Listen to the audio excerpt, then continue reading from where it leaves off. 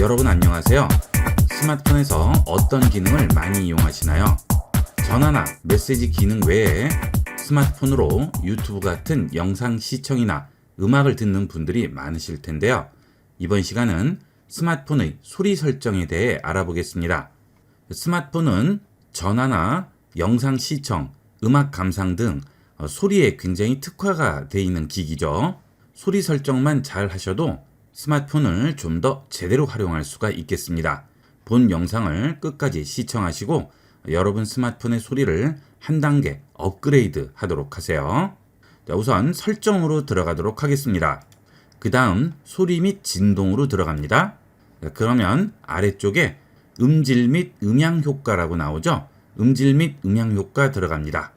그러면 돌비 애트모스라고 있는데요. 여길 들어가겠습니다. 자, 기본적으로는 자동으로 되어 있는데요.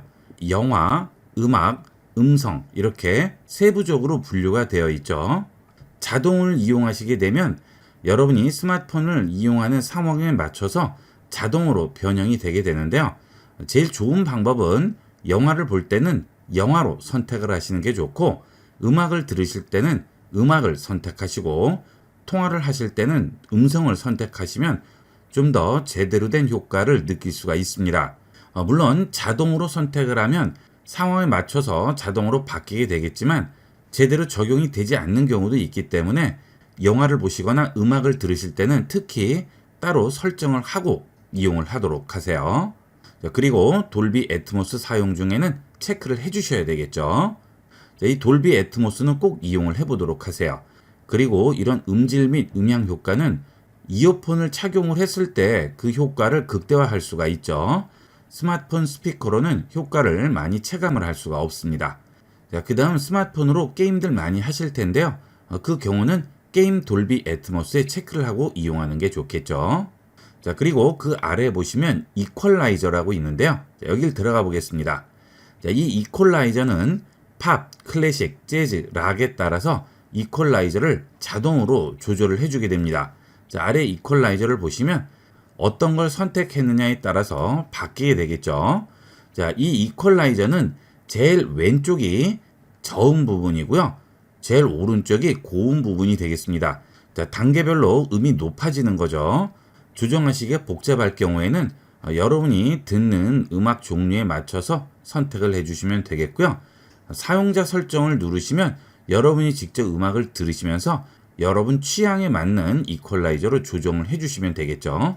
예를 들어 저음을 좋아하시는 분들은 이런 저음 부분을 좀 더 높여주시면 좋겠죠. 그리고 고음 부분을 싫어하시는 분들이 있습니다. 그런 분들은 고음을 좀 더 낮춰주시면 좋겠죠. 자, 이 이퀄라이저는 너무 과다하게 주는 게 아니고요. 조금씩 조절을 하시면서 여러분이 듣기 편한 소리를 찾아내는 거죠. 여기 기본적으로 설정되어 있는 것보다는 여러분 귀에 맞는 정확한 이퀄라이저 값을 적용을 하시면 소리가 훨씬 더 풍성해집니다. 그리고 여러분 성향에 맞는 이퀄라이저 패턴을 알게 되면 그 다음부터는 다른 오디오 기기에서도 그런 형태의 이퀄라이저 형태를 만들게 되면 어디서든 동일한 그런 효과를 볼 수가 있겠죠. 이퀄라이저 하나만 이용하거나 돌비 애트모스 하나만 이용하는 것보다는 돌비 애트모스와 이퀄라이저를 동시 이용을 하게 되면 훨씬 더 효과를 볼 수가 있습니다. 꼭 이용을 하도록 하시고요. 자, 그 다음은 음질 최적화죠. 자, 연령대에 따라서 잘 들을 수 있는 음이 있고 들을 수 없는 음이 있습니다. 60세 이상은 고주파와 중주파에서 좀 더 청력이 약하죠. 30세에서 60세는 60세보다는 좀 더 낮지만 그래도 고주파, 중주파 부분이 약합니다. 그리고 30세 이상에서는 중주파는 아주 잘 듣고요. 고주파는 평소에 이어폰을 많이 끼신 분들이 아니라면 고주파도 잘 들을 수 있는데요. 사람마다 다 다르죠. 그냥 기본적인 본인 연령대에 맞춰서 이용을 하셔도 되겠지만 좀 더 제대로 이용하시려면 최적화된 음질 찾기를 선택을 하시고요. 시작 버튼을 누르시고 이어폰을 착용한 다음 조용한 곳에서 테스트를 하면 여러분 귀에 최적화된 음질로 스마트폰을 세팅할 수가 있습니다. 이 음질 최적화 부분은 꼭 이용을 하도록 하세요. 그리고 이렇게 음질 최적화를 하게 되면 미디어를 보거나 통화를 할 때도 좀 더 본인에게 맞는 소리로 들을 수 있어요.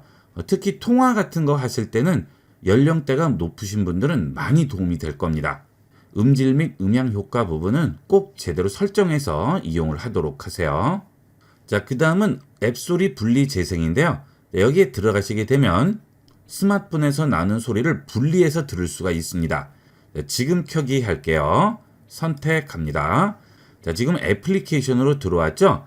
자, 일반적인 상태에서는 스마트폰으로 소리가 나다가 유튜브로 볼 때는 이어폰으로 소리가 난다든지 또는 블루투스 스피커로 소리가 난다든지 이런 식으로 전부 지정을 할 수 있어요.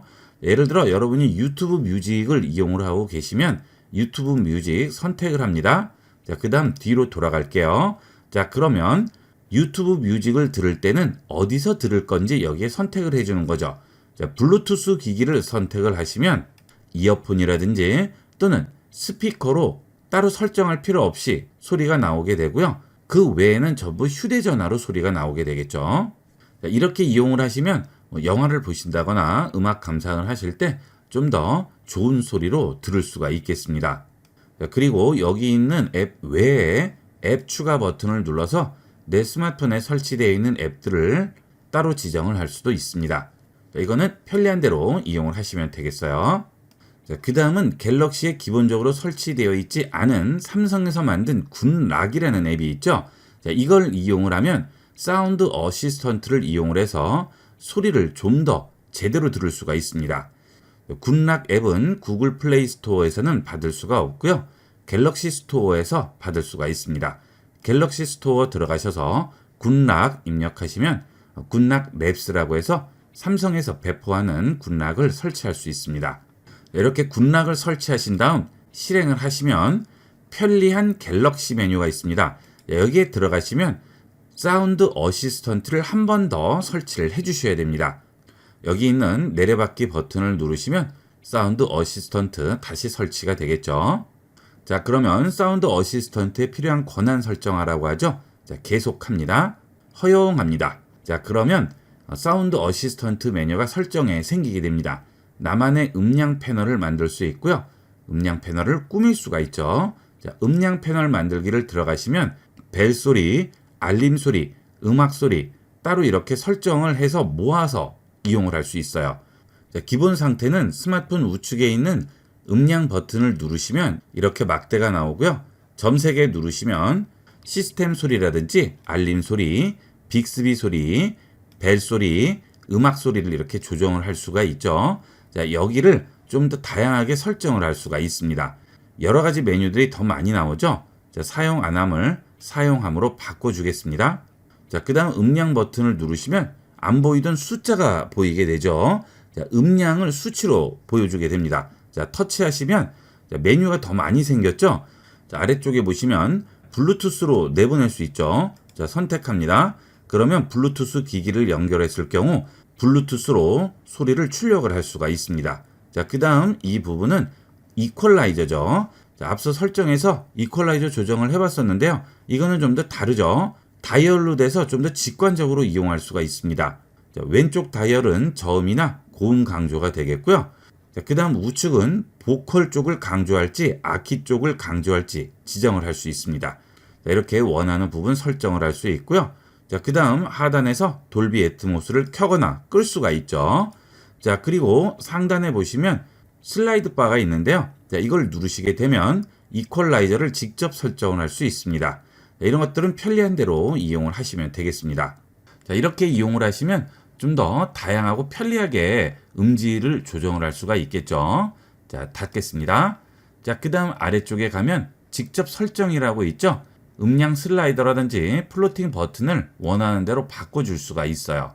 자, 처음에 이렇게 막대로 나오게 할 수도 있고요. 패널 펼침을 선택하면 아예 처음부터 이렇게 패널이 펼쳐져서 나오게 되겠죠. 자, 그 다음 메트로놈도 여기에 설정을 할 수 있고요. 툴바 기능 표시라고 있죠. 자, 이것도 여기서 전부 설정이 가능합니다.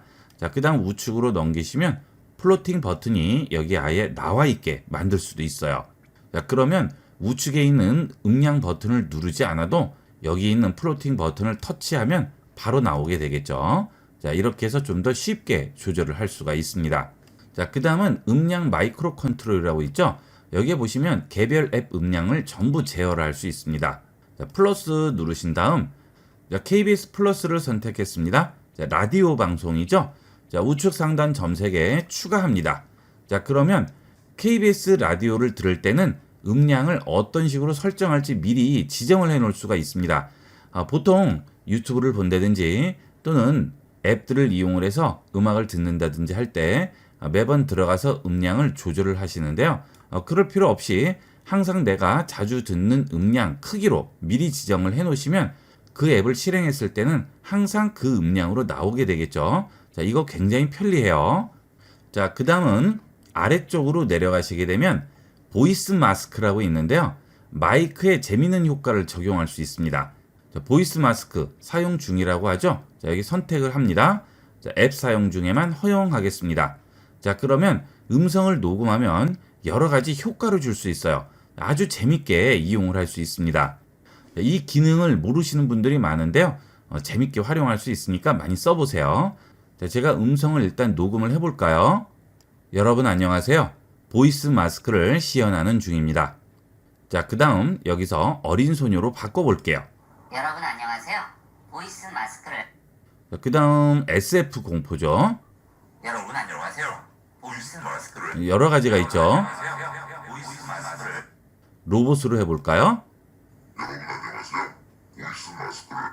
자, 그 다음에 기본 목소리는 여러분 안녕하세요. 원래대로 나오게 되겠죠. 자, 이런 식으로 재밌게 녹음을 할 수가 있습니다. 자, 여기서 원하는 소리를 선택을 하시면 이제 스마트폰으로 녹음되는 모든 소리는 전부 이 소리로 나오게 됩니다. 보이스 마스크를 테스트하는 중입니다. 자, 지금 이렇게 돼 있죠. 자, 그러면 스마트폰으로 동영상을 찍는다든지 또는 음성 녹음 앱을 이용을 해서 녹음을 할 때 전부 그런 효과로 적용이 되겠죠. 자, 한번 해볼까요? 자, 음성 녹음 앱을 실행하고요. 자, 녹음 버튼을 누르고 녹음해 보겠습니다. 자, 보이스 마스크를 씌워서 소리가 나오게 되는 겁니다. 저장하겠습니다. 자, 플레이 해보면 보이스 마스크를 제가 지금 녹음한 목소리에 효과가 적용이 돼서 나오죠. 단점은 이렇게 효과가 적용된 소리를 원래대로 돌릴 수는 없습니다. 한번 적용하면 그거밖에는 안 돼요.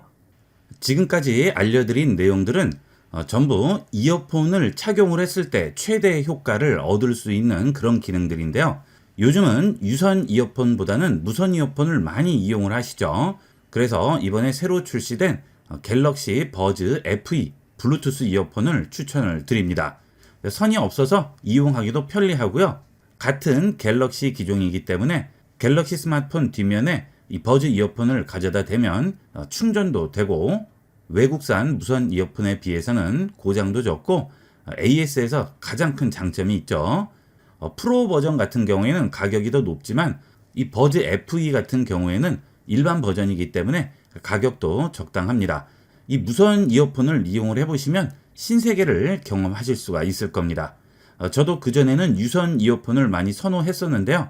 얼마 전부터 이 갤럭시 버즈를 이용하면서 유선 이어폰은 쓰지 않게 됐습니다. 자, 여러분도 외부에서 스마트폰 많이 보시는 분들은 갤럭시 버즈 꼭 한번 이용을 해보도록 하세요. 적극 추천합니다. 이렇게 해서 스마트폰의 여러 가지 사운드 설정에 대해서 알아봤습니다. 스마트폰은 거의 하루 종일 나와 붙어 있는 개인 기기 중에 하나죠. 이왕이면 좀 더 좋은 소리를 들으면서 쾌적하게 이용을 해보도록 하세요. 항상 소지하는 스마트폰은 일종의 컴퓨터이기 때문에 다양한 외부 기기를 연결할 수 있습니다. 이번 시간은 스마트폰과 다양한 외부 기기를 연결하는 방법을 알아보겠습니다. 스마트폰에 외부 기기를 연결함으로써 다양한 기능을 확장해서 활용할 수 있는 만큼 본 영상을 끝까지 시청하시고 스마트폰을 좀 더 스마트하게 활용해 보세요. 첫 번째로 프린터를 연결하는 방법부터 알아보겠습니다. 자, 프린터 연결은 각 프린터 제조사들마다 다양한 방법으로 연결하게 되는데요. 가장 기본적인 연결을 보겠습니다. 자, 스마트폰에서 설정으로 들어갑니다. 자, 그 다음 연결 들어가세요. 그 다음 제일 아래로 내려가시게 되면 기타 연결 설정이라고 있죠. 자, 여기를 들어갑니다. 그러면 인쇄라는 메뉴가 보이게 됩니다. 자, 이 인쇄에 들어가게 되면 다양한 제조사의 프린터에 연결할 수 있는 플러그인들을 설치할 수 있습니다. 자, 플러그인 다운로드 들어갑니다. 자, 그러면 캐논, 앱손, HP, 제록스 등 다양한 프린터의 플러그인들이 보이게 되죠. 자, 이런 기본 플러그인으로 설치를 해서 연결을 할 수도 있고요. 자, 그 다음은 구글 플레이 스토어에 들어가서 본인 프린터 제조사를 검색을 하시면 해당 제조사에서 배포하는 무료 플러그인들이 있습니다. 그런 것들을 설치해서 프린터를 연결하시면 되겠습니다. 자, 물론 이런 프린터들은 무선 연결을 할 때 이용하게 되겠고요. 네트워크 프린터의 경우에는 공유기를 통해서 프린터에 접근을 할 수 있죠. 자, 그 방법은 제조사 또는 기기마다 전부 다르기 때문에 해당 기기의 설명서를 읽어보시면 정확한 연결 방법을 알 수 있습니다. 자, 그 다음은 이어폰 연결이죠. 예전에는 스마트폰 하단이나 상단 부분에 이어폰에 있는 3.5 잭이 연결되는 단자가 있었는데요. 요즘은 그런 잭들이 많이 없어졌죠. 자, 그리고 USB-C 단자 하나만 붙어 있는 경우가 많습니다. 자, 이런 경우에는 중간 어댑터를 이용을 해서 연결하게 됩니다. 자, 이렇게 한쪽은 USB-C고요. 또 한쪽은 3.5가 연결되는 연결 단자가 있죠. 자, 이렇게 해서 연결을 하신 다음 스마트폰 하단에 있는 USB 단자에 연결을 하시면 이제 유선 이어폰으로 스마트폰에 있는 소리를 들을 수 있습니다. 자, 이 방법은 유선 이어폰으로 연결하는 방법이고요. 무선 이어폰은 이렇게 선으로 연결되어 있지 않은 블루투스로 연결하는 이어폰들을 이용하게 되죠. 자, 지금 보여드리는 이 이어폰은 삼성 버즈이기 때문에 이어폰을 열게 되면 이렇게 바로 스마트폰에서 인식을 자동으로 하게 되죠. 자, 하지만 같은 제조사가 아니고요. 다른 제조사에서 만든 이어폰일 경우에는 따로 블루투스에서 등록을 해 주셔야 되겠죠. 자, 블루투스로 이어폰이나 스피커를 연결하는 방법은 설정 들어갑니다. 자, 그 다음 연결 들어갑니다. 자, 그 다음 블루투스 들어갑니다. 자, 그러면 연결할 수 있는 여러 가지 기기들이 보이게 되죠. 자, 이어폰도 마찬가지고요. 이런 스피커도 마찬가지가 되겠죠.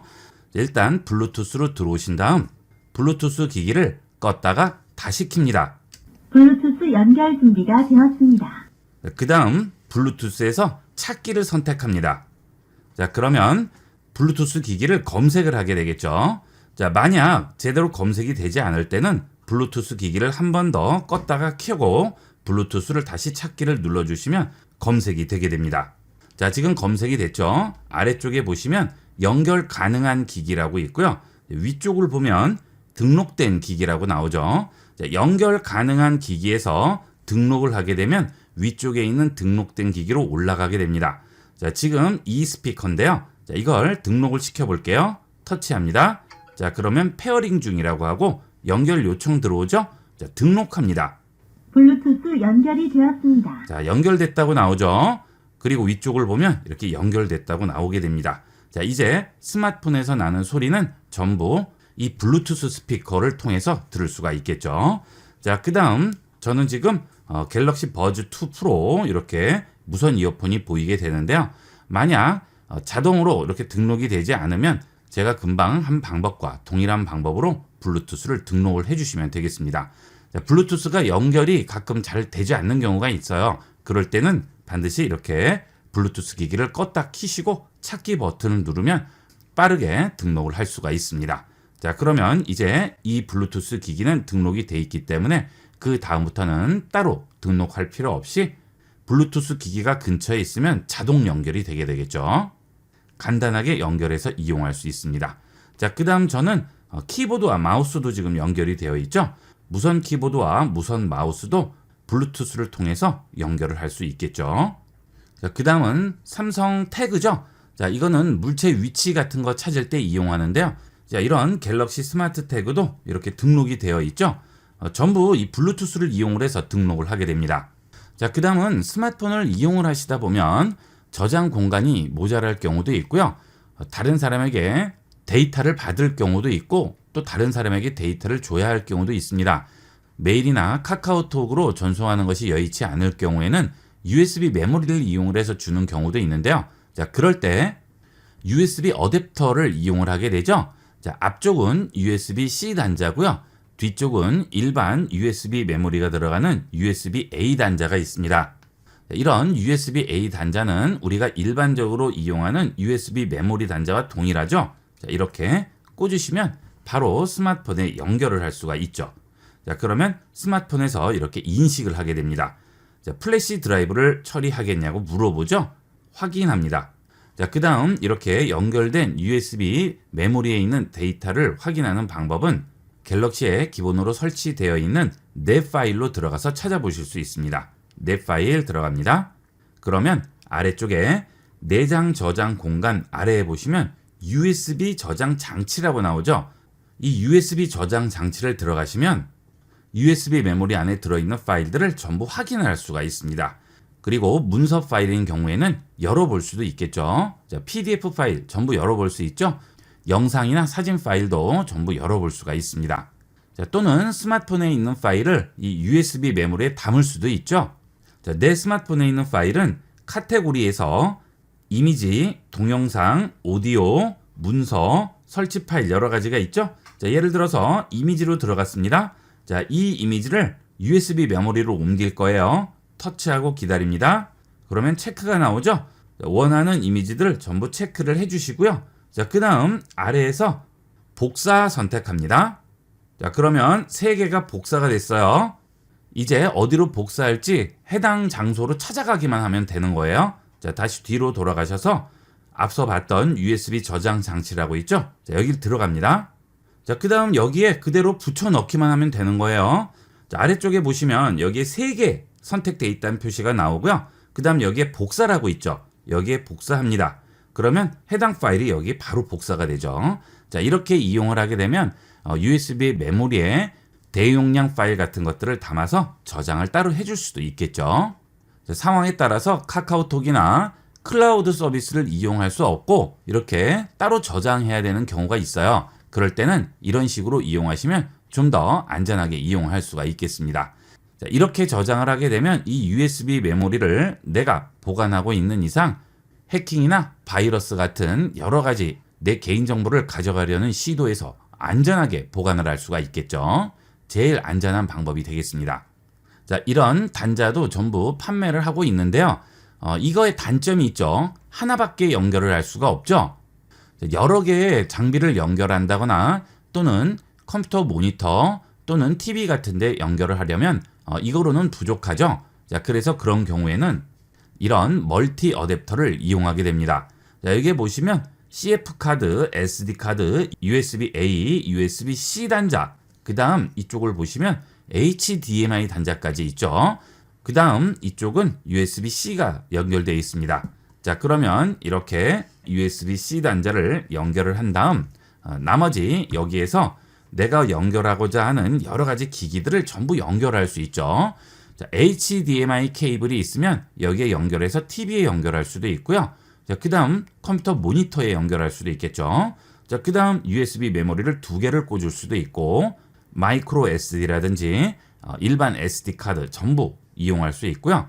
유선 키보드나 유선 마우스도 전부 연결할 수 있습니다. 그리고 USB-C로 연결할 수 있는 여러 가지 장비도 연결할 수 있겠죠. 자, 활용도 굉장히 높아요.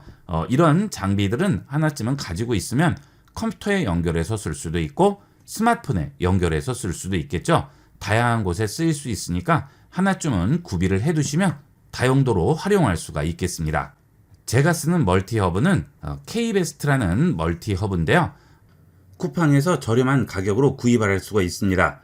멀티허브의 가격대를 보시면 더 비싼 것도 있는데요. 멀티허브에 그 정도까지 투자할 필요는 없으니까 이 정도 가격이면 아주 가성비도 좋고 활용도도 높다고 할 수 있습니다. 그리고 컴퓨터와 연결선이 굵어서 좀 더 안정적인 멀티허브가 되겠습니다.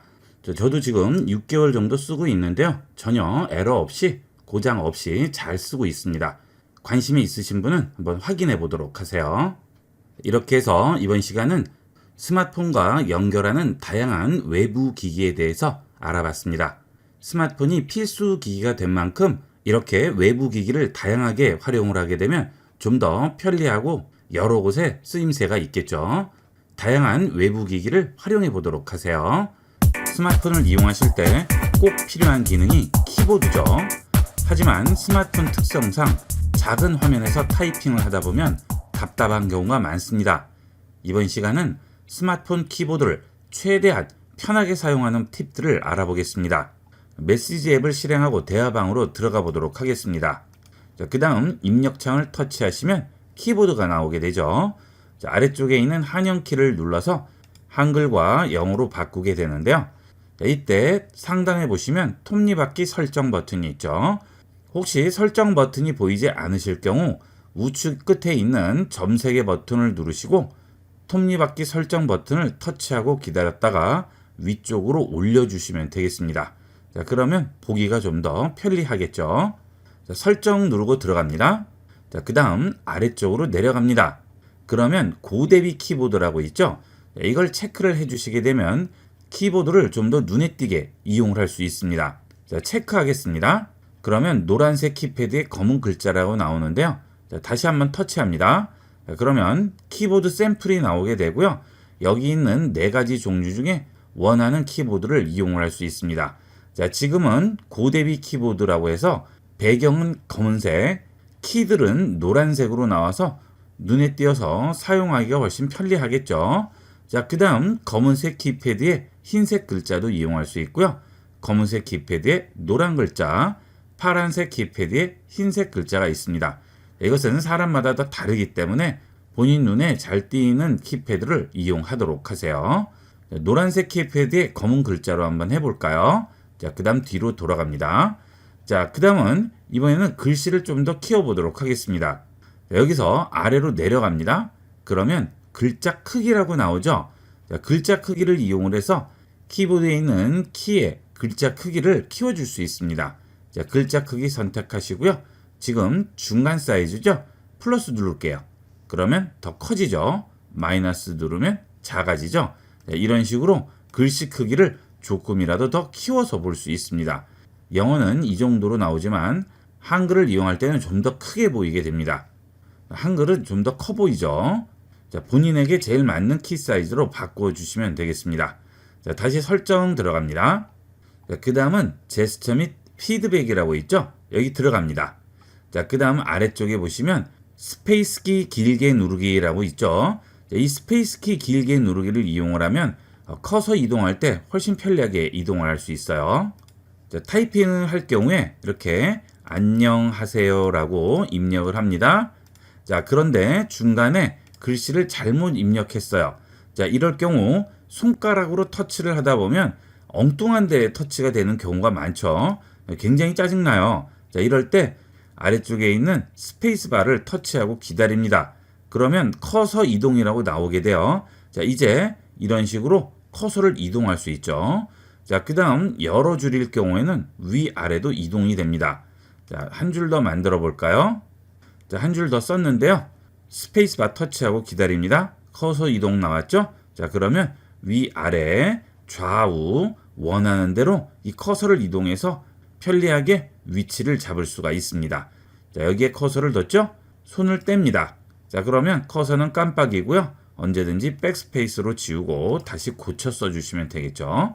자, 이렇게 간단하게 한두 줄일 때보다는 여러 줄이 있을 때는 좀 더 편리하게 이용을 할 수 있습니다. 자, 두꺼운 손가락으로 보이지 않는 곳에 터치하려고 애쓰지 마시고요. 이 스페이스를 이용하도록 하세요. 자, 다시 톱니바퀴 설정 누르겠습니다. 자, 그 다음 레이아웃으로 들어갑니다. 자, 그리고 숫자 키를 보시게 되면 한국어와 영어 체크가 되어 있죠. 자, 이 경우에는 자, 이렇게 글자 자판이 있고요. 그 위쪽에 숫자가 들어가 있는데요. 여기서 숫자 키를 끄도록 하겠습니다. 자, 그러면 어떻죠? 숫자가 없어졌죠? 그리고 위쪽 줄에 있는 키에 숫자가 들어가게 됩니다. 자, 이 경우 숫자 키를 입력하는 방법은 터치하고 기다리면 이렇게 1이라고 나오고 쌍비읍이 나오죠. 자, 이렇게 두 가지가 나왔을 경우 터치한 손을 가져가서 원하는 곳에 놓고 손을 떼게 되면 해당하는 글자가 들어가게 되겠죠. 자, 이번에는 디귿 선택하고 기다리면 쌍디귿과 3이 나오죠. 손을 쌍디귿에 얹으면 쌍디귿이 입력되고요. 3에 얹으면 3이 입력됩니다. 자, 숫자를 입력할 때는 이런 식으로 입력하시면 간단하게 입력을 할 수가 있겠죠. 자, 물론 숫자 키가 나와 있는 것보다는 느리겠지만 좀 더 공간을 넓게 활용할 수가 있겠죠. 그 다음 톱니바퀴 설정을 누르고 들어오시게 되면 제일 위쪽에 언어 및 키보드 형식이라고 나오죠. 자, 여기 터치해 보겠습니다. 자, 그러면 한국어가 쿼티도 있고요. 그 다음 천지인도 있죠. 자, 쿼티는 컴퓨터 자판과 동일한 형태의 키보드를 말하는 것이고요. 천지인은 삼성에서 만든 한글 입력 방법이죠. 자, 천지인으로 바꿔주게 되면 이런 식의 키패드가 나오게 되죠. 자, 하지만 쿼티 자판을 선택하게 되면 컴퓨터 키보드와 비슷한 그런 키보드가 나오게 됩니다. 자, 다시 누르고 이번에는 천지인이 아니고요. 쿼티로 바꿔볼게요. 자, 그 다음 뒤로 돌아가 보면 자, 이렇게 쿼티 키보드로 나오게 되겠죠. 자, 예전에는 천지인을 많이 썼는데 요즘은 거의 쿼티를 대다수가 이용하고 있죠. 자, 손이 좀 크거나 자꾸 두 개가 눌려서 불편하신 분은 천지인도 이용을 하시면 되겠습니다. 하지만 쿼티보다는 한꺼번에 여러 가지를 입력할 수가 없기 때문에 조금 불편한 부분이 있죠. 이런 것들은 여러분이 익숙한 걸 이용을 하시는 게 제일 좋겠죠. 그 다음은 요즘은 스마트폰이 크다 보니까 이렇게 키보드로 입력을 하다 보면 손가락 두 개로는 상관이 없겠지만 한 손으로 하다 보면 손이 닿지가 않아서 이렇게 기울여서 하다가 스마트폰을 떨어뜨리는 경우가 많습니다. 저도 몇 번씩 떨어뜨리고 그러는데요. 얼마 전에 아주 좋은 아이템을 찾아서 한번 소개를 시켜드리려고 합니다. 물론 이것은 제가 사서 직접 써보고 말씀을 드리는 거죠. 제가 스마트폰 케이스를 다양하게 이용을 해봤는데요. 제일 간편하고 가성비 높은 게 이런 젤리 케이스죠. 그래서 요즘은 항상 이 젤리 케이스를 이용을 하는데요. 이렇게 탄성도 있고 잘 휘어서 스마트폰을 씌울 때도 아주 간편하게 씌울 수가 있죠. 자, 그런데 이 젤리 케이스의 단점이 몇 번 쓰다 보면 케이스 색이 누렇게 바래지죠. 보통 2-3천 원짜리는 한 달만 써도 누렇게 바뀌는데요. 지금 이 젤리 케이스는 제가 한 3-4개월 정도 썼는데 전혀 색깔의 변화가 없고요. 그 다음에 이 스마트폰을 떨어뜨렸을 때 이런 코너 부분이 많이 망가지죠. 코너로 떨어뜨리게 되면 땅에 부딪히면서 이 부분이 박살이 나는 경우가 있습니다. 자, 그런데 이 젤리 케이스는 이 코너 부분이 굉장히 튼튼해요. 그래서 일반적인 키높이에서 떨어뜨려도 전혀 스마트폰에 무리가 가지 않습니다. 자, 그리고 안쪽에도 약간의 엠보싱이 들어가서 이런 젤리 케이스를 씌우면 여기에 이렇게 습기가 차서 보기가 흉한 경우가 많은데요. 이 젤리 케이스는 제가 써본 케이스 중에는 최고라고 할 수 있습니다. 처음에 구매한 다음에 마음에 너무 들어서 식구들 스마트폰 케이스도 전부 이걸로 바꿔줬는데요. 젤리 케이스 쓰시는 분들은 꼭 한번 구매해서 써보도록 하세요. 절대 후회하지 않아요. 제가 말씀드린 케이스가 이 불사신이라는 케이스인데요. 가격은 다른 젤리 케이스에 비해서는 약간은 높습니다. 하지만 가격 대비 정말 성능이 괜찮아요. 지금 보시면 판매 1, 2위를 하고 있죠. 예전 모델인 S10까지 전부 케이스를 지원을 하고 있습니다. 혹시나 케이스를 바꿀 생각이 있으신 분은 꼭 한번 이용을 해보도록 하세요. 이 상품평 중에는 제가 올린 평도 있어요. 근래에 사본 스마트폰 아이템 중에는 제일 추천하는 아이템이 되겠습니다. 여러분께 좋은 팁 하나 알려드리려고 잠깐 얘기가 샜는데요. 다시 계속 수업을 진행하도록 하겠습니다. 자, 그 다음에 이렇게 자판을 보시면 스페이스 옆에 마침표가 있는데요. 이런 특수 문자들을 입력을 할 때 특수 문자 기호 버튼 누르시면 특수 문자가 나와서 거기서 특수 문자로 입력을 하시게 되는데, 그럴 필요 없이 한영 상관없이 키보드 이용하는 도중에 마침표를 터치하고 기다리게 되면 이렇게 특수 문자들이 나오게 됩니다. 자, 구태여 특수 문자 키를 누르고 들어갈 필요가 없는 거죠. 자, 원하는 데 가져다 놓고 손을 놓게 되면 바로 특수 문자가 들어가고요. 자, 그 다음 스페이스바 좌측에 있는 쉼표도 마찬가지입니다. 자, 터치하고 기다리게 되면 또 특수 문자가 나오게 되죠. 여기서 원하는 특수 문자 입력을 하시면 되겠고요. 자, 그 다음에 한자 입력이 있죠. 한자 입력 들어가시게 되면 안이라고 입력을 하고요. 아래 보면 한자 키가 새로 생겼죠. 자, 이걸 눌러봅니다. 그러면 편안한 안, 책상 안, 언덕 안 이렇게 여러 가지가 나오죠. 여러분이 원하는 걸 선택해서 이용하시면 되겠습니다. 자, 다시 원래대로 돌아오시려면 한자 키 터치하고 기다렸다가 나오는 키 중에 원하는 키로 바꿔주시면 되겠습니다. 자, 그 다음 다시 톱니바퀴 설정 들어갑니다. 자, 그 다음 문구 대체로 들어갑니다. 터치합니다. 자, 그러면 한국어와 영어가 있죠. 자, 한국어를 체크를 해볼게요. 자, 그 다음 안이라고 입력을 하면 이렇게 추천 문구들이 나오죠.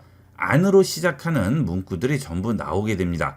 자, 이렇게 이용을 하시면 좀 더 빠르게 입력을 할 수 있겠죠. 이거는 여러분이 스마트폰에서 텍스트를 입력하는 습관을 스마트폰이 미리 파악을 해뒀다가 자주 쓰는 문구들을 이렇게 추천을 해주게 됩니다.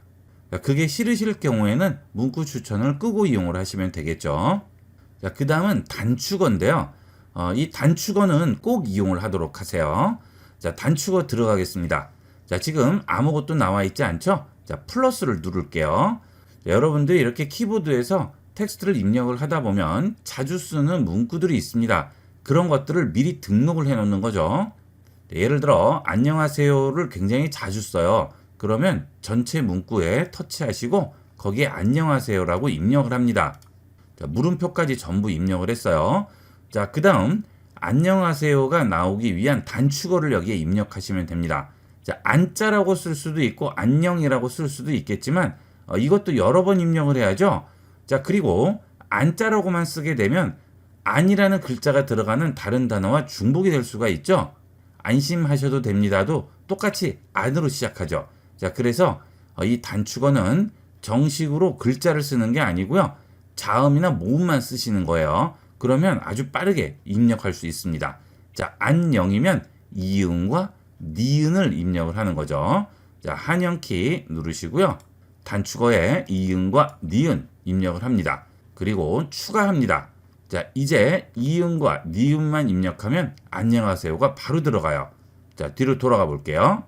이응과 니은 입력했습니다. 그러면 바로 안녕하세요라고 나오죠? 터치하면 일일이 안녕하세요 물음표를 전체 입력할 필요 없이 두 번만 터치해서 간단하게 입력할 수 있죠. 단축어를 하나만 입력하면 좀 더 빠르긴 하겠지만 중복이 될 수가 있죠. 그래서 되도록이면 2개 정도까지 이용을 하시면 아주 빠르고 편리하게 입력을 할 수 있습니다. 자, 텍스트 일일이 다 입력하지 마시고요.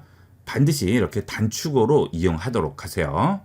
이렇게 해서 이번 시간은 키보드를 좀 더 편하게 보는 여러 가지 팁들을 알아봤습니다.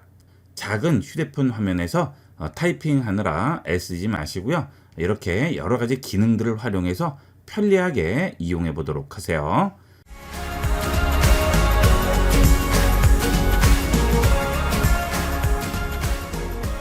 스마트폰 사용법과 컴퓨터를 배우고자 하신다면 IB96 쇼핑몰에서 컴퓨터 및 스마트폰 관련 영상으로 배워보도록 하세요.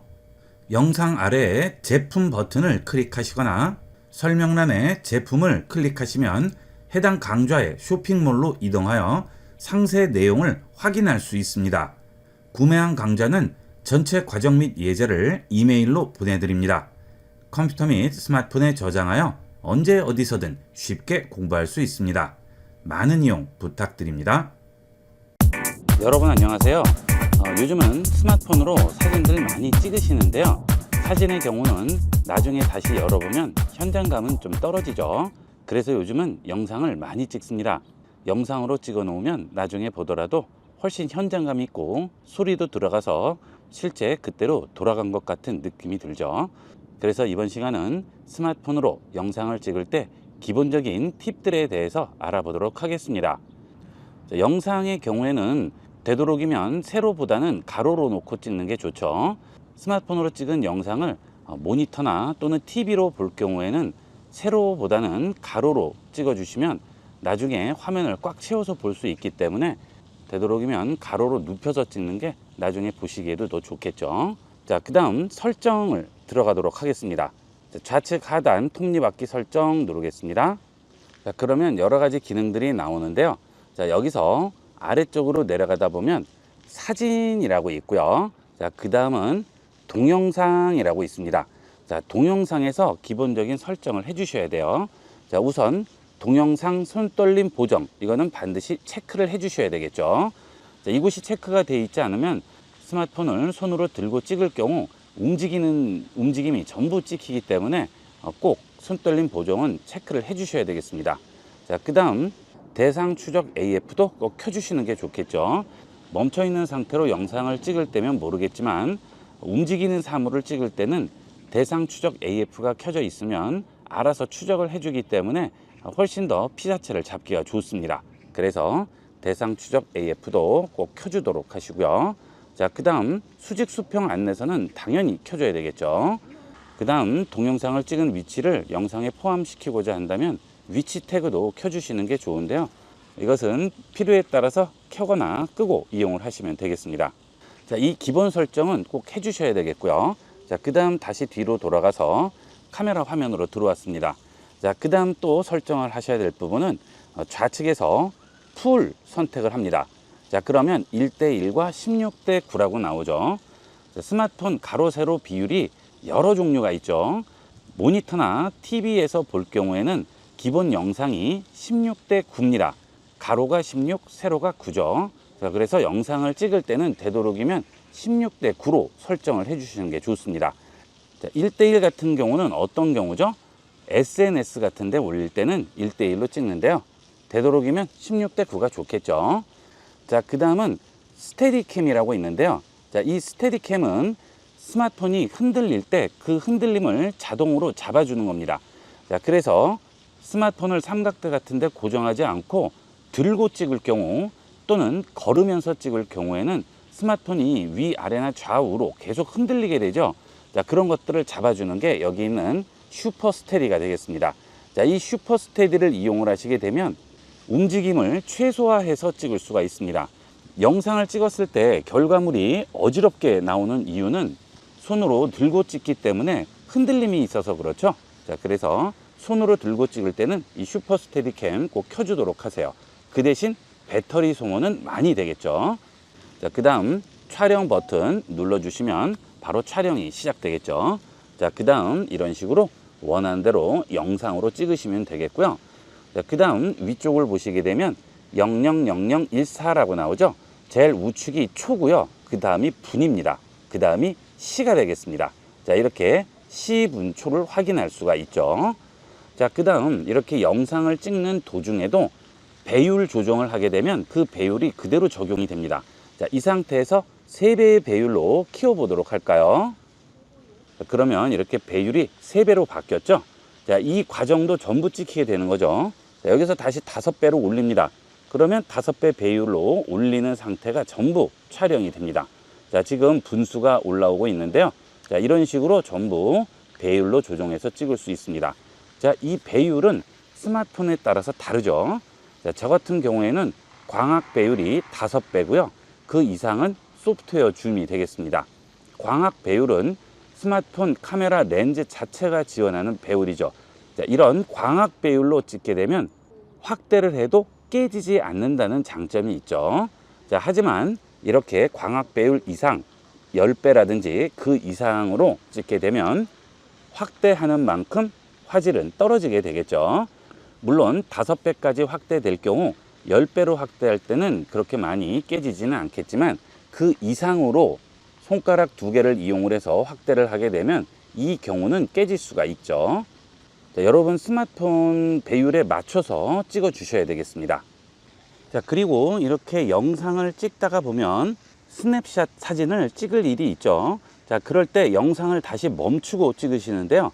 자, 그럴 필요 없이 영상 촬영 중에 아래쪽에 보시면 이렇게 동그라미 버튼이 보이게 됩니다. 자, 이것은 영상 촬영 중에 사진을 찍을 수 있는 거죠. 자, 사진 촬영도 영상 촬영 도중에 찍는 것이 가능합니다. 그래서 영상으로 찍다가 사진 컷을 찍고 싶을 경우에는 그 상태에서 아래에 있는 셔터 버튼만 눌러주시면 사진도 찍을 수가 있습니다. 자, 그 다음은 놀라운 기능인데요. 자동 프레이밍 기능이 되겠습니다. 자, 얼마 전에 생긴 기능인데 모르시는 분들이 많아요. 사람 대신 지금 인형을 가져다 놨는데요. 자, 지금 동영상 셔터가 눌러지지 않은 상태죠. 자, 이렇게 누르면 프레임 도구가 없어지고요. 동영상을 끄게 되면 위에 프레임 도구가 나옵니다. 자, 여기에 보시면 지금 프레임 도구가 있어요. 자, 이걸 누릅니다. 그러면 이렇게 피사체를 추적하게 됩니다. 스마트폰을 옆으로 움직여 볼게요. 자, 어때요? 계속 따라가죠. 자, 이쪽으로 또 움직여 볼까요? 그럼 어때요? 계속 움직이면서 피사체를 중앙으로 위치시켜 주게 됩니다. 자, 이 기능이 피사체 프레임 도구인데요. 대단한 거죠. 예전에는 고가의 장비에서나 가능하던 기능인데 지금은 스마트폰 카메라로도 이런 기능이 가능해졌죠. 자, 이것도 일종의 인공지능 기능이 되겠습니다. 자, 그 다음 빈 공간 아무 곳이나 터치합니다. 그러면 다시 원래대로 나오게 되죠. 자, 그 다음에 이번에는 우측 피사체를 터치합니다. 그러면 피사체 추적이 켜지게 되면서 그 피사체가 줌인이 되겠죠. 자, 이런 식으로 찍게 되면 그 피사체가 움직이더라도 계속 추적을 하게 되면서 항상 화면의 중간에 배치를 할 수가 있는 겁니다. 자, 이렇게 피사체가 여러 개가 있을 경우에 내가 주로 찍고자 하는 피사체를 움직이는 상태에서도 얼마든지 추적할 수가 있는 겁니다. 카메라를 돌려도 계속 중앙에 배치를 시켜주죠. 그렇죠? 자, 이것은 사람뿐만이 아니고요. 어떤 피사체든 전부 이런 식으로 추적을 해주게 됩니다. 자, 다른 물체를 한번 터치해서 피사체 추적을 해볼게요. 자, 저기 자전거가 하나 있네요. 자전거를 터치합니다. 자, 그러면 자전거를 인식을 했죠. 자, 스마트폰을 움직입니다. 계속 자전거를 추적을 해주죠. 자, 그러면 초점이 계속 자전거에 맞는 거예요. 자, 이런 피사체 추적 기능은 인물 찍을 때도 좋지만 이렇게 인물 외의 피사체를 찍을 때도 유용하게 활용할 수 있어요. 자, 이렇게 가까이 와서 벤치를 피사체로 지정을 했습니다. 됐죠? 자, 그러면 배경은 어떻게 돼요? 아무래도 뿌옇게 흐려지게 되겠죠? 자, 이때 이런 식으로 움직이더라도 계속 해당 피사체에 초점이 맞게 되기 때문에 뒤쪽은 흐려지게 되는 겁니다. 자, 그러면 이 피사체 추적 기능이 얼마나 대단한지 한번 보도록 할게요. 자, 지금 자전거 가까이 왔는데요. 터치해서 추적 기능을 켰습니다. 자, 그 다음 뒤로 갈게요. 자, 계속 뒤로 가면 계속 추적을 하죠. 자, 계속 추적을 하는데 거리가 지금 20m 가까이 떨어졌는데도 전혀 흔들림 없이 추적을 하고 있죠. 자, 이렇게 해서 동영상 버튼을 누르시게 되면 자, 피사체를 추적하면서 동영상이 찍히게 되는 거예요. 미리 피사체 추적 기능을 켜고 동영상을 찍으면 이런 식으로 움직이면서도 얼마든지 피사체를 제대로 찍을 수가 있는 거죠. 자, 이때 피사체 추적을 끄려면 배경화면 아무 곳이나 터치를 한번 해주면 피사체 추적 기능은 꺼지게 되겠습니다. 자, 지금 피사체 추적 기능이 켜져 있는 상태예요. 지금 계속 노랗게 보이죠? 자, 이렇게 피사체 추적 기능이 켜져 있는 상태에서는 동영상에 들어와서 아무 곳이나 터치해서 추적 기능을 이용할 수가 있는 겁니다. 미리 켜줘야지만 가능한 거예요. 자, 이렇게 해서 스마트폰 카메라로 멋진 동영상 찍는 방법을 알아봤는데요. 외부에서 이렇게 동영상을 찍을 때 제일 중요한 게 뭘까요? 배터리죠. 저 같은 경우 이렇게 외부에서 스마트폰으로 영상이나 강의를 찍을 경우에는 항상 휴대용 배터리를 지참을 하고 나오는데요. 기본 카메라 기능을 이용할 때보다는 동영상을 찍으면 좀 더 빨리 소진이 되고요. 카메라 기능을 이용할 때도 계속 화면이 켜져 있는 상태이기 때문에 배터리 잔량이 빨리 소모되죠. 그래서 외부에서 이런 촬영을 한다든지 또는 외부 활동이 많은 분들은 휴대용 배터리 하나쯤은 꼭 가지고 다니셔야 되죠. 그래서 휴대용 배터리를 보는 방법과 간단하게 좋은 제품을 하나 추천을 해드리도록 할게요. 스마트폰용 휴대용 배터리를 보실 때 제일 첫 번째로 봐야 할 부분이 용량이죠. 자, 지금 여기는 3만 mAh라고 되어 있는데 본인 스마트폰 배터리 용량도 확인해 보셔야 됩니다. 자, 제가 예를 들어서 갤럭시 S23 배터리 용량을 찾아봤어요. 자, 지금 S23 플러스의 경우에는 4700mAh라고 써 있죠. 자, 그런데 휴대용 배터리 검색을 해보시면 이런 저렴한 배터리들이 굉장히 많은데요. 여기에 보시면 5000이라고 써 있고요. 여기도 5000mAh라고 써 있죠. 자, 이런 것들은 굉장히 저렴합니다. 편의점에서 파는 이런 배터리들도 굉장히 저렴해요. 자, 문제는 5000mAh면 내 스마트폰 배터리 용량은 4700mAh이기 때문에 거의 비슷하죠. 자, 그래서 스마트폰 배터리를 한 번 충전하면 더 이상 충전할 수가 없다는 문제가 생기죠. 자, 그래서 휴대용 배터리는 되도록이면 큰 용량을 이용을 하시는 게 좋아요. 지금은 3만이죠. 자, 그러면 이런 갤럭시 23 플러스일 경우에는 4700이니까 6번을 충전을 할 수 있다는 얘기가 되겠죠. 최소한 2만 정도는 넘어야 휴대용 배터리의 기능을 할 수가 있습니다. 자, 그 다음은 이 휴대용 배터리의 문제는 내가 배터리를 얼만큼 썼는지를 알 수가 없다는 거예요. 자, 그래서 보통 이렇게 LED 불로 표시가 되는데요. 되도록이면 이런 식으로 수치로 얼마가 남았는지를 정확하게 보여주는 그런 배터리를 구매를 하시는 게 좋겠죠. 자, 그 다음 또 하나는 PD 충전이 지원되는지 확인을 하셔야 되겠습니다. 자, 이 PD 충전은 급속 충전이죠. PD 충전을 지원하지 않는 휴대용 배터리와 지원하는 배터리는 충전 시간이 거의 3배 가까이 날 수도 있습니다. 그러니까 휴대용 배터리를 구매하실 때는 항상 이 PD 충전이 지원되는지 꼭 확인을 해보도록 하세요. 제가 추천드리는 휴대용 배터리는 로모스라는 배터리인데요. 3만 mAh의 넉넉한 용량을 가지고 있고 PD 충전이 돼서 22.5W 고속 충전도 가능합니다. 그리고 충전 포트도 여러 개를 가지고 있죠. 동시에 여러 개의 기기를 충전할 수 있습니다. 물론 크기도 약간 크고 가격도 저렴한 배터리에 비하면 비싸긴 하지만 이런 배터리는 안전과 직결되기 때문에 되도록이면 약간 가격대가 있는 걸 고르시는 게 좋습니다. 그리고 크기는 용량이 크면 큰 거는 어쩔 수가 없겠죠. 그거는 감안을 하셔야 되겠습니다. 혹시 휴대용 배터리 구매 계획이 있으신 분들은 추천하니까 확인해 보도록 하세요. 자, 이렇게 해서 이번 시간은 스마트폰 카메라로 동영상을 찍을 때 팁들과 휴대용 배터리를 고르는 방법에 대해서 알아봤습니다. 요즘은 여행 많이 다니시는 계절인데요. 여행할 때 필요한 지식들이니까 잘 기억을 해 놓으시고 많이 활용해 보도록 하세요. 스마트폰에서 화면 캡처, 화면 확대, 회전 등의 필요한 기능을 이용하실 때 알림창을 열거나 설정해서 복잡하게 이용하시나요? 이번 시간은 터치 한 번으로 이런 다양한 기능들을 간단하게 이용할 수 있는 방법을 알아보겠습니다. 끝까지 시청하시고 스마트폰을 간편하게, 스마트하게 활용해 보세요. 이 기능을 이용하기 위해서 버튼을 꺼내 놓도록 하겠습니다. 스마트폰에서 설정으로 들어갑니다. 그 다음 아래쪽으로 내려가시면 접근성이라고 있죠? 접근성 들어갑니다. 그 다음 입력 및 동작으로 들어갑니다. 그러면 보조 메뉴라고 나오죠? 자, 이 보조 메뉴를 체크해 줍니다. 그러면 제어 권한 허용이라고 나오는데요. 허용해 주겠습니다. 자, 그러면 이렇게 뭔가 버튼이 하나 나와요. 자, 아래쪽에 있는 홈 버튼을 누르고 홈 화면으로 돌아가도 항상 이 버튼이 나와 있죠.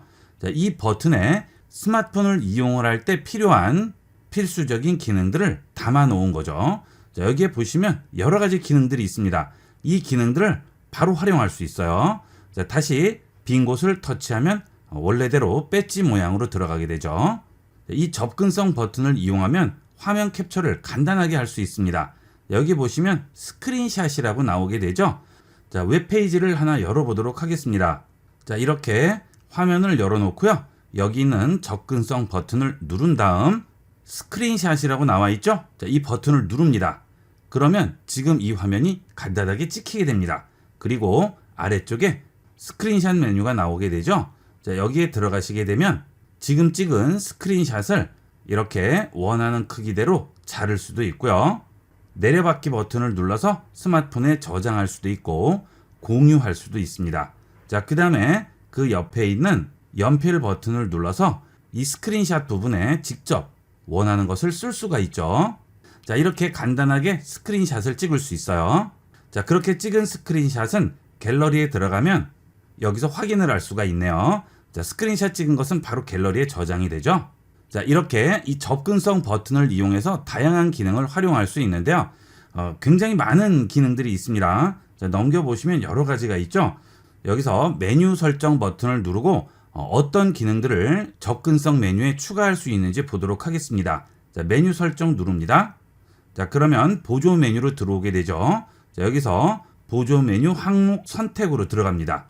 그러면 다양한 기능들을 추가를 할 수가 있죠. 최근 앱을 열 수도 있고요. 홈 버튼을 만들 수도 있고 뒤로 가기라든지 화면 끄기, 음량 조절, 스크린샷, 알림창도 꺼낼 수 있죠. 자, 지금은 알림창을 꺼낼 때 위쪽을 아래로 쓸어 내리는데 이 알림창을 누르면 바로 알림창이 열리게 됩니다. 자, 이런 것들은 편리하겠죠. 자, 그 다음에 손가락으로 확대라든지 밝기 조절이라든지 화면 회전이라든지 다양하게 이용할 수 있어요. 자, 일단 필요 없는 것은 빼보도록 할까요? 자, 지금 여기 홈 버튼은 어차피 아래에 나오기 때문에 필요 없죠. 자, 그래서 여기 있는 홈 버튼은 빼도록 하겠습니다. 여기 보시면 마이너스 있죠? 마이너스 누르시면 아래로 빠지게 됩니다. 자, 그 다음 화면 끄기도 뺄게요. 전원 끄기도 빼도록 하겠습니다. 자, 그 다음 커서도 빼고요. 뒤로 가기도 뺄게요. 자, 그 다음 화면 회전을 추가해 보도록 할게요. 화면 회전 위에 보면 플러스 있죠? 플러스 누릅니다. 자, 그러면 이렇게 항목이 선택이 돼 있죠. 자, 그러면 다시 뒤로 돌아가겠습니다. 자, 이제 접근성 메뉴 열어볼게요. 최근 앱, 음량, 스크린샷 여러 가지 나오네요. 자, 알림창을 한번 열어볼까요? 알림창 누릅니다. 바로 열리죠. 자, 지금까지는 알림창을 열기 위해서는 손가락 터치해서 아래로 내려야 되는데 손이 건조하거나 손에 물기가 없을 경우에는 잘 나오지 않는 경우가 있고요. 그 다음 앱스 화면으로 바뀌는 경우가 있어서 좀 불편한 경우도 있었죠. 자, 이럴 때는 여기 있는 접근성 버튼에서 알림창을 누르시면 간단하게 알림창 열 수 있습니다. 자, 그 다음은 최근 앱인데요. 자, 여러분들이 최근 앱을 열 때 어떻게 여시죠? 자, 여기 열린 앱 버튼 누르시고요. 최근 앱을 찾죠. 자, 그런데 그럴 필요 없이 접근성 버튼을 누르시고 최근 앱 누르시면 바로 최근 앱이 나오게 됩니다. 자, 그 다음 음량 조절할 때는 어떻게 하시죠? 음량 조절할 때는 우측에 있는 음량 조절 버튼을 눌렀을 때 여기에 음량 바가 나오고 이걸 다시 눌러서 들어가게 되는데요. 그럴 필요가 없습니다. 여기 있는 접근성 버튼 누르고 음량만 누르시면 바로 나오게 되죠. 소리, 진동, 무음 전부 선택할 수 있고요. 소리 크기도 조절할 수 있죠. 자, 그 다음 벨소리 누르시고 미디어 소리, 벨소리 바로 전환을 해서 이용을 할 수 있습니다.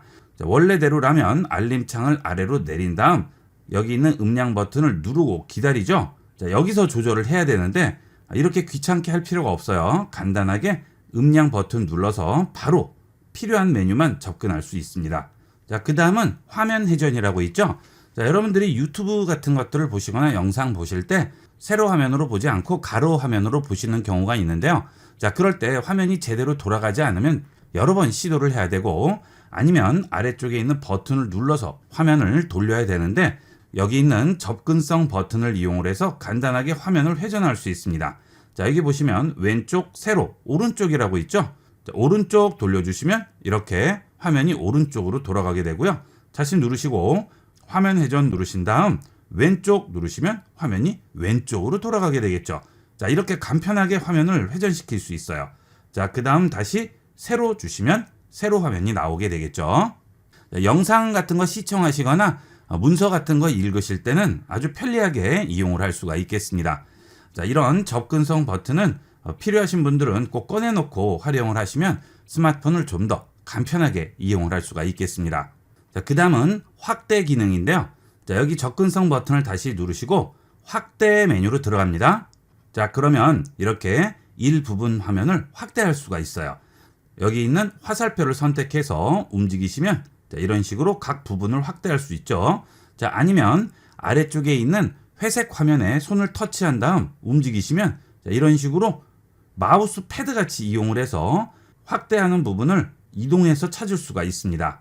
이런 것들은 뉴스 보실 때 굉장히 편리하게 이용할 수 있겠죠. 자, 크롬으로 한번 들어가 볼게요. 자, 그 다음 여기에 들어갔습니다. 자, 이 뉴스 내용을 확대를 해서 보고 싶어요. 자, 그러면 접근성 버튼 누르시고요. 확대 터치합니다. 자, 확대됐죠? 자, 아래쪽 회색 부분에 터치해서 이런 식으로 움직이시면 내용을 확대해서 볼 수가 있습니다. 자, 이렇게 쭉 움직이면서 간편하게 내용을 읽어볼 수 있고요. 스마트폰 화면에 보이는 모든 것을 다 확대를 해주기 때문에 홈 화면에 있는 이런 버튼들까지 다 확대가 돼서 편리하게 활용할 수가 있겠죠. 시력이 안 좋으신 분들은 더욱 편리하게 이용할 수가 있겠습니다. 사용이 끝나셨으면 다시 손으로 터치한 부분을 터치해서 위쪽으로 올리신 다음 여기 있는 X 버튼 누르시면 종료가 되겠죠. 자, 이런 식으로 이 접근성 버튼을 잘 활용하시면 일일이 설정에 들어가셔서 조절할 필요 없고요. 알림창 내려서 일일이 찾아 들어갈 필요 없이 여기 있는 접근성 버튼 하나만 눌러서 필요한 기능을 이용할 수가 있겠습니다. 많이 활용해 보도록 하세요. 자, 그리고 이렇게 스마트폰의 경우는 항상 화면을 터치하죠. 그 다음 주머니에 넣고 다닌다거나 가방에 넣고 다니는 일이 많기 때문에 앞면 화면에 스크래치가 나는 경우가 많습니다. 그래서 거의 대부분 앞면에 보호 필름을 붙여서 이용을 하시죠. 자, 저 같은 경우는 강의 때문이라도 스마트폰을 굉장히 많이 이용하다 보니까 화면 스크래치 때문에 보호 필름을 항상 이용하게 되는데요. 그만큼 다양한 보호 필름을 써왔는데 그 중에서 상당히 괜찮은 보호 필름이 있어서 추천을 드리려고 합니다.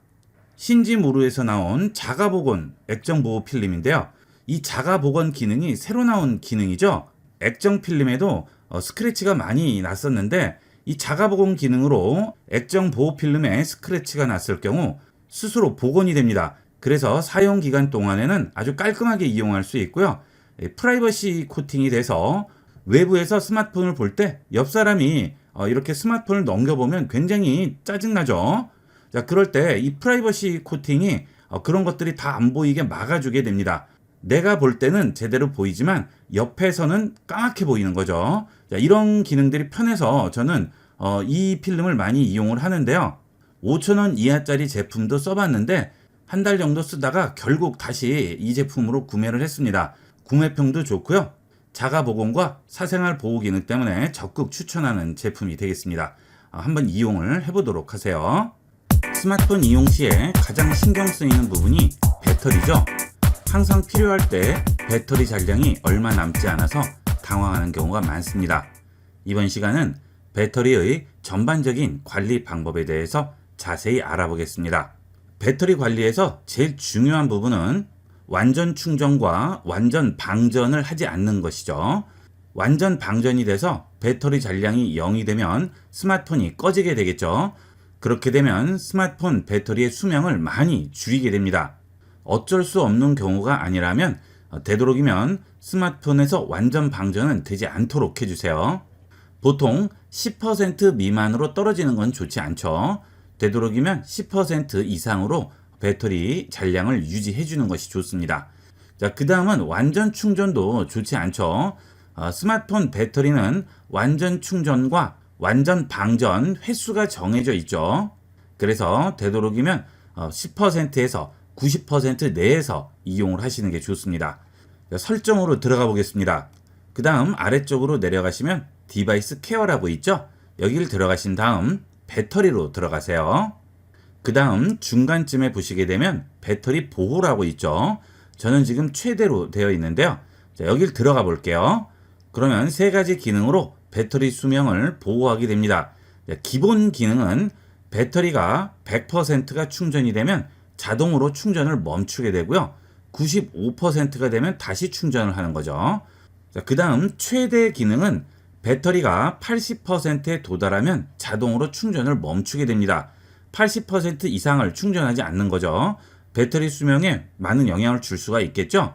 자, 그런데 외부에서 활동을 많이 하시는 분들은 80%까지 충전이 되면 왠지 불안할 수가 있죠. 그래서 가득 충전을 해서 외출을 하게 되는데요.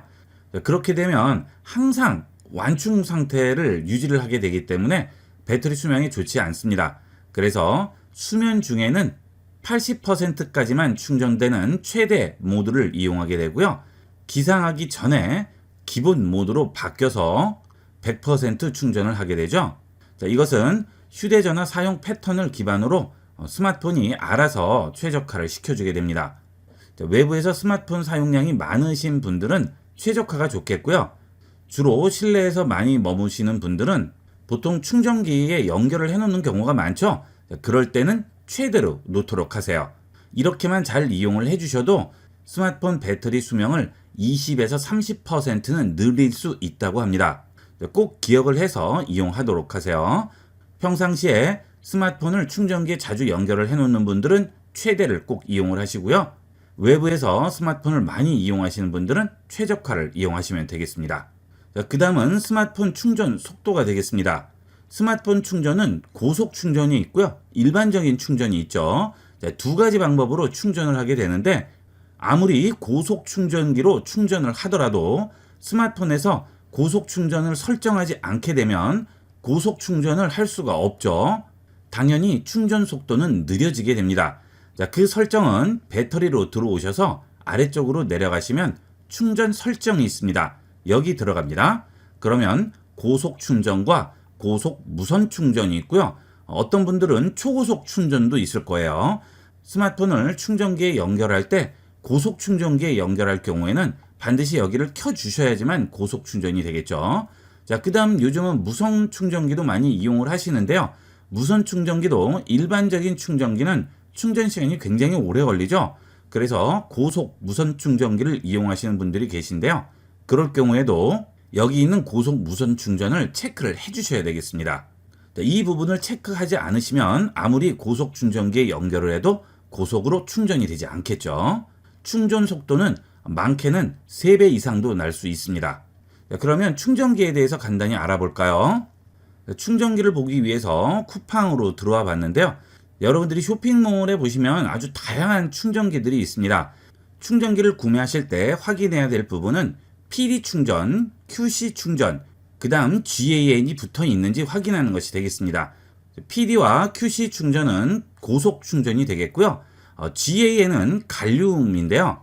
이 갈륨으로 충전기를 만들게 되면 충전기에 과부하가 걸린다든지 충전기의 발열 부분에서 훨씬 더 안전하게 이용을 할 수 있습니다. 그리고 이 갈륨을 이용을 해서 충전기를 만들게 되면 전기를 좀 더 잘 통하기 때문에 상대적으로 손실되는 전기가 없어서 충전 속도도 더 빨라지게 되겠죠. 그래서 요즘은 이 PD 충전과 갈륨 충전기가 대세죠. 그 대신 가격이 약간은 더 올라가게 됩니다.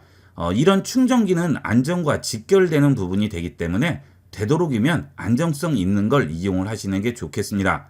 너무 저렴한 충전기는 위험합니다. 충전기로 인한 화재가 많이 보고가 되고 있죠. 그래서 여러 가지 충전기가 있는데요. 제가 하나 추천을 드리는 것은 쿠팡에서 판매하는 이 충전기가 되겠습니다. 다른 충전기도 똑같은 기능이 있긴 하지만 충전 와트 수가 월등히 높죠. 그렇다고 해서 충전기에 너무 많은 금액을 투자하기는 애매하죠. 이 정도 가격대면 아주 가성비 좋고 기능도 좋은 충전기가 되겠습니다. 그리고 충전 포트도 3개씩 있기 때문에 하나만 있는 충전기에 비해서는 동시에 여러 개를 충전할 수가 있죠. 여기 보시면 PD 충전, QC 충전 두 가지를 전부 지원을 하죠. 자, 그 다음에 갈륨 충전기라서 안전하게 이용할 수 있습니다. 자, 그 다음 충전기 구입할 때 이 와트 수가 굉장히 중요하죠. 와트 수가 높을수록 충전 속도는 빨라지게 되는데요. 자, 문제는 이렇게 충전 포트가 하나만 있을 때는 모르겠지만 여러 개의 충전 포트가 있을 경우에는 어디에 꼽느냐에 따라서 충전 속도가 달라지게 됩니다. 그것도 꼭 확인을 하셔야 돼요. 그래서 충전기를 구매하실 때 여러 개의 포트가 있는 충전기를 구매할 경우 이렇게 하나만 꽂을 때는 와트 수가 어떤지 확인하시고요. 2개나 3개의 포트를 동시에 꽂을 때는 와트 수가 어떻게 되는지 확인을 하셔야 되겠죠. 여러 개의 포트가 있는 충전기는 반드시 꽂는 위치에 따라서 어떤 식으로 충전되는지를 확인을 하셔야 되겠습니다. 보통 일반적인 충전기는 10W 정도 된다고 보시면 되겠고요. 15W 이상은 일반적으로 고속 충전이라고 얘기를 하죠. 하지만 고속 충전에서도 와트 수에 따라서 더 빨리 충전이 될 수도 있고 더 느리게 충전될 수도 있죠. 이렇게 꼭 확인을 하셔야 되겠습니다. 저도 이 충전기를 이용을 하고 있는데요. 금액 대비 아주 만족하면서 쓰고 있습니다. 충전이 너무 느리게 돼서 고민이신 분들은 이런 충전기 구입을 한번 고민을 해보셔도 좋겠어요. 그 다음은 스마트폰 배터리가 빨리 닳는다든지 또는 충전이 제대로 안 된다면 내 스마트폰 배터리의 상태를 확인을 해봐야 되겠죠. 똑같이 설정해서 디바이스 케어로 들어옵니다. 그 다음 아래로 내려가시게 되면 자가 진단이라고 있죠. 여기 들어가세요. 자, 그러면 휴대전화 진단이라고 나오죠. 여기에 들어가시게 되면 휴대전화의 여러 가지 기능들을 체크해 볼 수 있는데요. 여기서 배터리 상태를 선택하고 내 배터리 상태를 확인할 수 있습니다.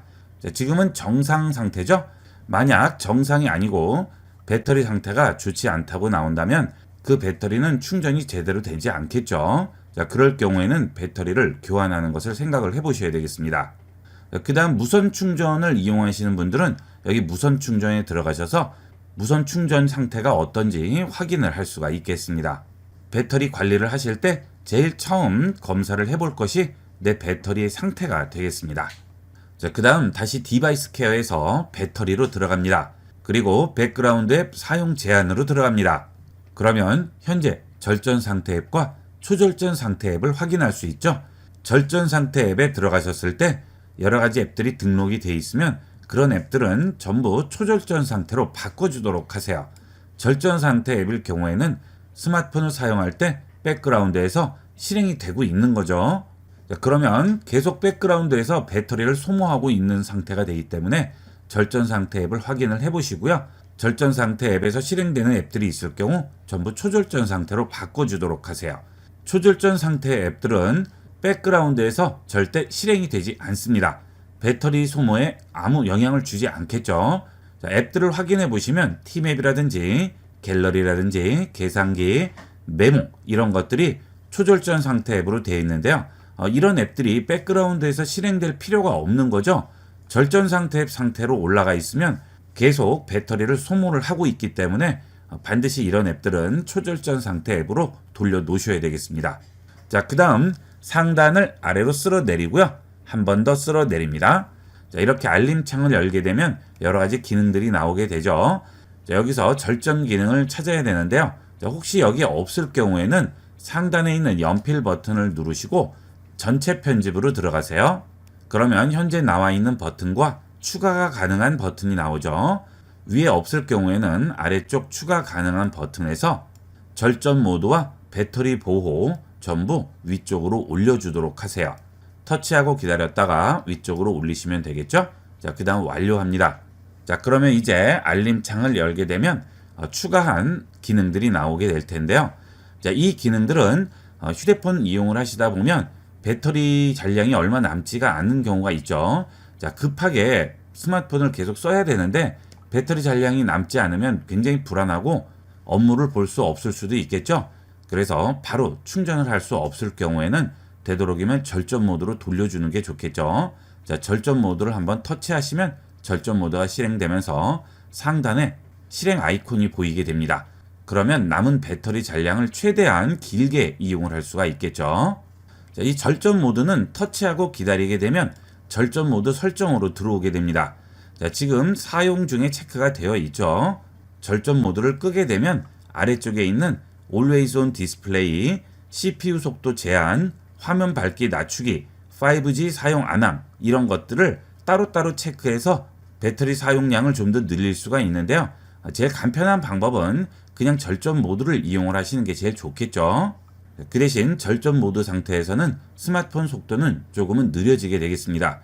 스마트폰을 이용하시다 보면 웹 검색을 한다든지 앱 실행을 했을 때 왠지 속도가 느려진 느낌을 받을 수 있어요. 자, 그럴 때는 절전 모드가 체크되어 있는지를 확인하도록 하세요. 자, 꼭 필요하지 않은 경우에 절전 모드가 켜 있으면 스마트폰 속도에 영향을 주기 때문에 확인하시고 필요 없을 경우에는 끄고 이용을 하셔야 되겠죠. 자, 그 다음에 배터리 보호가 있죠. 자, 이것도 터치하고 기다립니다. 자, 이 배터리 보호는 앞서 제가 설명드렸던 대로 기본 모드와 최적화 모드, 최대 모드 세 가지로 이용을 할 수가 있죠. 자, 이것은 실행을 해서 제가 체크한 그 기능으로 계속 유지가 됩니다. 그래서 배터리 보호를 끄더라도 다음에 다시 키면 다시 원래 설정한 것으로 나오게 되겠죠. 이 배터리 보호 모드 이용하실 때 설정에서 찾아 들어가지 말고 이렇게 알림창을 열어서 바로 설정을 하도록 하세요. 이렇게 해서 이번 시간은 배터리 관리에 대한 전반적인 내용에 대해서 알아봤는데요. 이렇게 충전기나 배터리 설정 기능들을 잘 이용만 하셔도 전체 배터리 수명을 20에서 30%는 늘릴 수 있고요. 똑같은 배터리 충전량으로도 사용 시간을 2배 가까이 늘릴 수가 있습니다. 잘 기억해 두셨다가 많이 활용해 보도록 하세요. 이번 시간은 여기까지 하도록 하겠습니다. 감사합니다. 컴퓨터 기초 및 스마트폰 사용법, 엑셀, 프레젠테이션, 한글 문서 작성, 오피스, 포토샵 디자인, 코딩, 프로그래밍 자격증 등을 좀 더 체계적으로 배우시기를 원하시는 분들은 영상 하단에 쇼핑몰 버튼을 클릭하시게 되면 다양한 종류의 강의 목록을 확인할 수 있고 자세히 보기 버튼을 누르시고 좀 더 자세한 강의 내용들을 살펴볼 수 있습니다. 쇼핑몰에서 강의를 주문하시게 되면 주문하신 강의 과정 전체를 이메일로 보내드립니다. 예를 들어 포토샵 2024 초보자도 쉽게 배우는 실무의 완전 활용 강좌의 경우 해당 강좌를 선택하시게 되면 과정별 핵심 주제에 대한 설명과 자막이 포함된 실제 강의 스크린샷을 자세히 살펴볼 수가 있습니다. 본 쇼핑몰에서 판매하는 강좌는 과정 전체를 보내드리기 때문에 언제든지 원하실 때 여러분 컴퓨터나 스마트폰에서 바로 열어서 공부하실 수 있습니다. 많은 이용 부탁드립니다. 감사합니다. 본 영상을 시청해주신 모든 분께 감사드립니다. 좀 더 체계적으로 컴퓨터 및 모바일 기기 사용법을 배우려면 www.ib96.com, ib컴퓨터교육.com을 추천드립니다. 그리고 저희 채널에 구독과 멤버십 회원으로 가입해주시면 좀 더 좋은 컨텐츠로 보답하겠습니다. 감사합니다.